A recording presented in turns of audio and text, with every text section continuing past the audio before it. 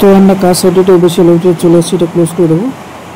এখানে বিভিন্ন অপশন দেখতে পাচ্ছেন, তার মধ্যে আমরা ওবিসিটা সিলেক্ট করে অ্যাপ্লাই ফর ওবিসি, এখান থেকে আমরা ইয়েস সিলেক্ট করবো যেহেতু আমাদের কাজ সার্টিফিকেট আছে। তবে এখানে আমরা কাজ সার্টিফিকেট নাম্বারটা দেবো।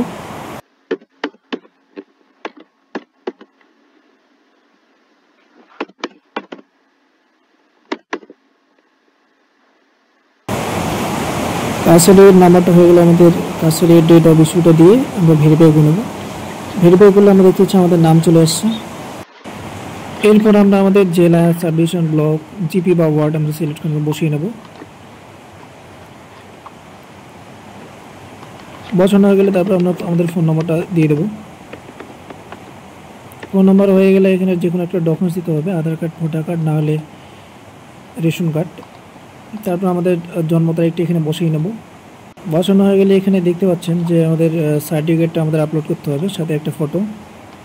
বাবা মা যদি সার্ভিস করে তাহলে বসাবেন, যদি না করে তাহলে নান করে দেবেন।